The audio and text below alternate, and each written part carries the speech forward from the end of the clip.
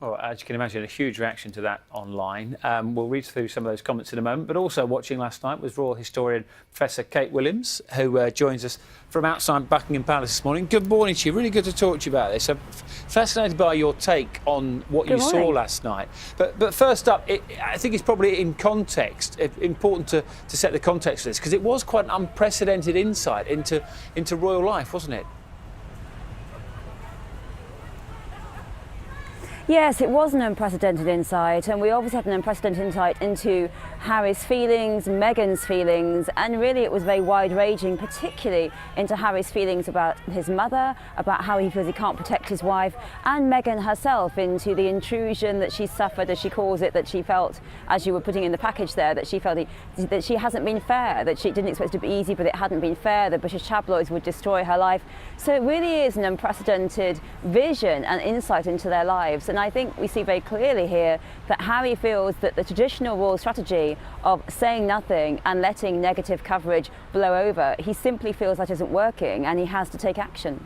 And he also must know, Kate, that whenever something like this is put out there, then scrutiny actually goes up. And even to the point that the timing of the documentary is being questioned, because Kate and William are involved in a tour of Pakistan at the same time. And one of the arguments last night was, why put this out now when your brother and your sister-in-law are involved in an important tour elsewhere? So everything comes under scrutiny.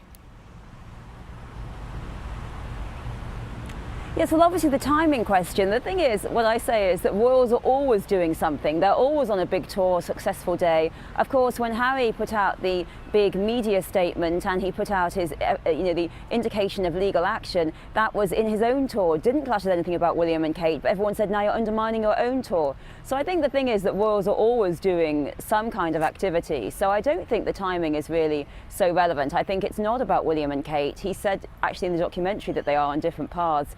It is simply about catching the wave of his own documentary that was quite recent. And I think what we're seeing here is a real three-pronged strategy from Harry. He's not sitting quietly. We have had the big press statement that we were talking about just a few weeks ago, in which he talked about the intrusion, how Meghan had suffered, how he saw his wife falling subject to the same forces of his mother. We have got the legal action coming, both about the letter in the Mail on Sunday and also the voicemail hacking. And we have this documentary in which it gives us sort of insight into Harry, and there are these interviews, Tom Bradbury talking at length about Harry's feelings and mental health.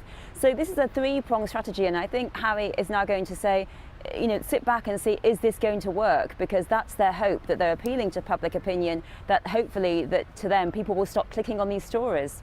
And we talked about that reaction. I'll just read you some of the sort of the balance of the comments. Izzy was one who said, brilliant programme, makes me sad and ashamed to see how the press have behaved towards Meghan.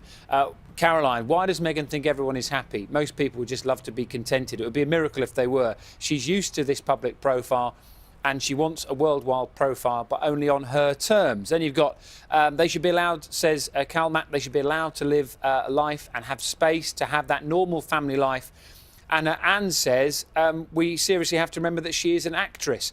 Did she really believe that she could join the royal family and change values and traditions? So you've got some people who think, I can't believe they're under this scrutiny, leave them alone. And others, I suppose you would expect this, saying, you bought into this, you knew what you were going to get yourself into, get on with your life. You're under scrutiny, but you have all the privileges that come along with that. I think Meghan actually addressed that point last night, because she said, I was expecting scrutiny. Of course there's scrutiny.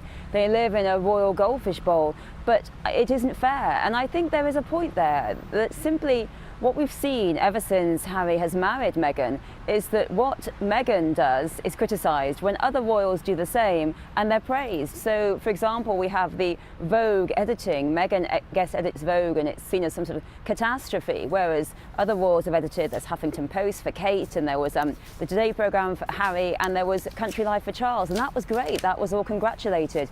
And I think that we've had everything from strapless dress to nail varnish to editing magazines, that what Meghan does is criticised when other royals are not. And I think that's the key point, that there's going to be scrutiny. There's going to be a lot of scrutiny. They are the most scrutinised royal family, and family perhaps in the world, everyone living there in Buckingham Palace.